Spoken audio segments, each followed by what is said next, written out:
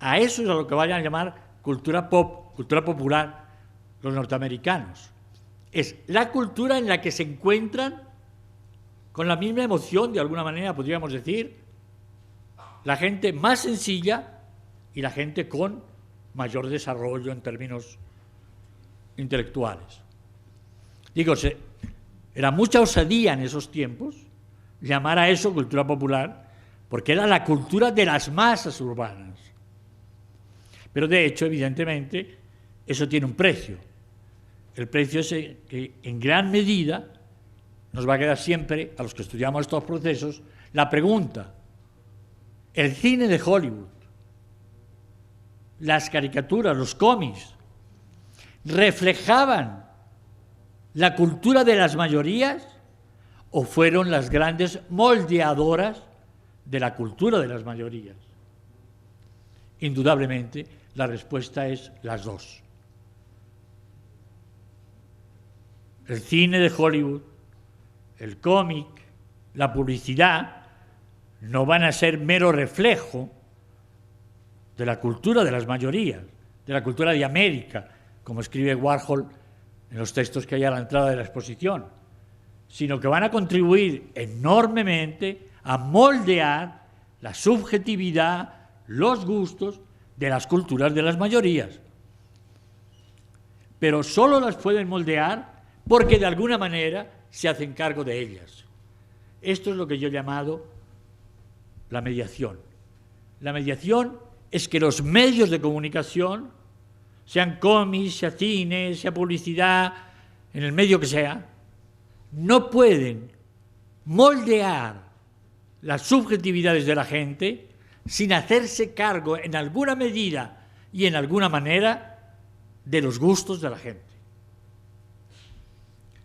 Entonces, la pequeña historia que yo quiero hacer para entender la importancia de la obra de Warhol empieza justo cuando termina el gran movimiento del arte moderno. Ese arte moderno, el modernismo europeo, que va de fines del siglo XIX a comienzos del siglo XX, desde el movimiento inaugurador de la modernidad, el impresionismo, y después todo lo que va a venir, expresionismo, neorrealismos, dada, vanguardias de todas las pelambres, con un fenómeno estratégico en medio, y es la conversión del cine de aparato tecnológico en el gran arte de masas del siglo XX. O sea, no podemos pensar lo que pasó en la pintura y en la literatura de Joyce, a Virginia Woolf, a Proust, sin pensar que en medio de todo lo que pasaba en la plástica y en la literatura estaba naciendo el arte más potente del siglo XX, que era el cine. Digo,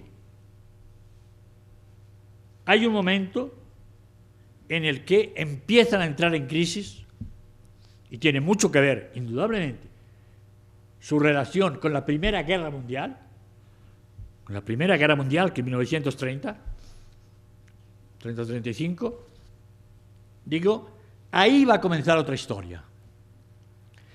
La historia que yo les quiero contar es una historia que empieza en lo que en las grandes fábricas norteamericanas de automóviles se van a llamar los gabinetes de estilo. Es decir, hay un momento en la historia de la industria, en esta revolución industrial que había nacido en la Inglaterra del siglo XVIII, de fines del XVIII, pues bien, en los comienzos del siglo XX va a haber otra revolución industrial que es la creación de la industria del consumo. Marx lo había advertido muy bien. El capitalismo no es solo un modo de producción de objetos, es un modo de producción de sujetos. Lo que vamos a encontrar en estos gabinetes es la primera figura de lo que podríamos llamar la estética industrial. La estética industrial que nace a fines de los años 20, comienzo de los 30, en Estados Unidos, cuando se empieza a diseñar la forma de los objetos, la forma del automóvil. Atención, hay una palabrita clave que hay que meter ahí. Lo que comienza a la vez es la producción en serie de automóviles, la producción en serie de muebles para la casa, la producción en serie de cualquier tipo de objeto, especialmente un objeto que va a ser clave para la historia de la publicidad, la producción en serie de la lavadora, que ocuparía un capítulo entero de esta historia, porque la lavadora en una sociedad protestante con fuertes tendencias, entonces, no tanto hoy. Después de los hippies se acabó en gran medida esa cultura protestante, que era la calvinista. Resulta que la lavadora le ahorraba a la mujer montones de horas de trabajo y las mujeres calvinistas entraron en crisis. ¿Y ahora qué van a hacer las mujeres con tantas horas libres? Entonces la publicidad, muy pronto, me estoy adelantando, pero la publicidad les dio la respuesta. Todas esas horas las tienen para volverse mucho más bellas todavía y tener muy bien amarraditos a sus maridos. Esa fue la respuesta. Las horas libres se las van a dedicar a prepararse para esperar la vuelta de sus maridos en casa. Digo, la historia de los gabinetes de estilo significa la estandarización de los objetos de consumo cotidiano, la creación en serie de los objetos, pero de unos objetos diseñados, de unos objetos con forma, no de cualquier forma, sino una forma bella, evidentemente con los gustos de época y con los gustos de la gente que llegó a pensar que los automóviles podían tener estilo, que las lavadoras podían tener estilo, que los muebles podían tener estilo. Atención a esta palabra. La palabra estilo es una palabra fundamental de esto que vamos a contar rápidamente. Porque vamos a ir del estilo de los automóviles a una frase que es la clave de toda nuestra relación con Norteamérica, y cuando digo nuestra, digo del resto del mundo. Pasamos del estilo de los automóviles al estilo de vida norteamericano. O sea, la clave de toda la crítica y la clave de todo el orgullo americano y de la crítica de todas las izquierdas es la imposición al mundo del estilo de vida americano.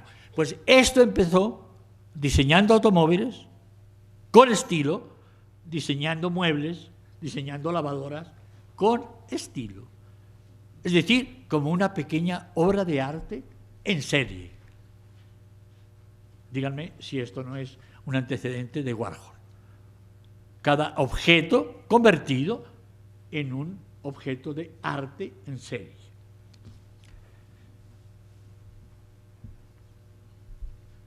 Esta estetización, que después se ha vuelto un tema estratégico de la crítica no solo de arte, sino de la crítica de la vida cotidiana, va a tener mucho que ver, evidentemente, con la estetización de la vida cotidiana.